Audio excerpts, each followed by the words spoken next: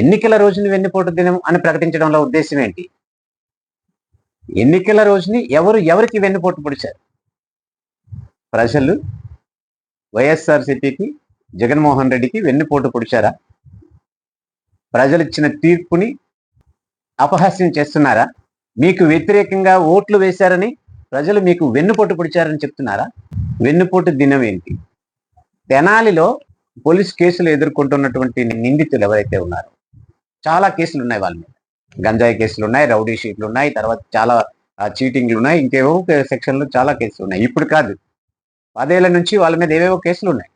వాళ్ళని పోలీసులు రోడ్డు మీద కూర్చోబెట్టి కొట్టి వీడియో తీశారు, అవమానించారు వాళ్ళకని చెప్పేసి ఇది మానవ హక్కుల ఉల్లంఘన కిందకు వస్తుందని చెప్పి అది తప్పు. దాన్ని అందరూ ఖండించాలి, ముక్త కంఠంతో ఖండించాలి. ఎంతటి నేరం చేసినా కూడా విచారణ చేసిన తర్వాత, నేరం చేశారా లేదా రుజువైన తర్వాత కోర్టులో ఆర్డర్ ఇస్తే వాళ్ళు జైల్లో పెట్టడమా, లేకపోతే అవసరమైతే అంత పెద్ద నేరం అయితే ఉరిశిక్ష వేయనివ్వండి. ఎప్పుడు జరగాలి? ఎవరు చేయాలి ఆ పని? కోర్టులు చేయాలి. న్యాయస్థానంలో న్యాయమూర్తి తీర్పిస్తే అమలు చేయాలి. చట్టాన్ని అమలు చేయాల్సిన బాధ్యత మాత్రమే, చట్టాన్ని చేతిలోకి తీసుకోవాల్సిన బాధ్యత పోలీసులకు ఉండదు. మనం ఏం చేయాలి? ప్రతిపక్షంగా జగన్మోహన్ రెడ్డి ఏం చేయాలి? వైఎస్ఆర్సీపీ నాయకులు ఏం చేయాలి? సంబంధిత అధికారులు ఎవరైతే అలాంటి చర్యలకు పాల్పడ్డారో వాళ్ళని వెంటనే సస్పెండ్ చేయండి, లేకపోతే వాళ్ళని బదిలీ చేయండి, లేకపోతే వాళ్ళ మీద యాక్షన్ తీసుకోండి, డిమాండ్ చేయొచ్చు, తప్పులేదు. దానికి అందరూ మద్దతు ఇస్తారు.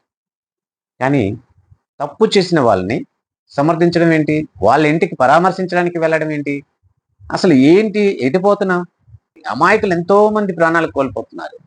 ఎన్నో యాక్సిడెంట్లు జరుగుతున్నాయి, ఎన్నో ప్రమాదాలు, అగ్ని ప్రమాదాలు జరుగుతున్నాయి, రోడ్ యాక్సిడెంట్లు జరుగుతున్నాయి, లేకపోతే ఒక ఇండస్ట్రియల్లో ప్రమాదాలు జరుగుతున్నాయి, లేకపోతే నీటిలో మునిగిపోయి చనిపోతున్నారు, చిన్న పిల్లలు ఈతరాగా చనిపోతున్నారు. ఇవన్నీ జరుగుతున్నాయి ఎన్నో దగ్గర. ఎక్కడికి వెళ్ళి ఓదార్చి వాళ్ళకి సాయం చేయండి 10,000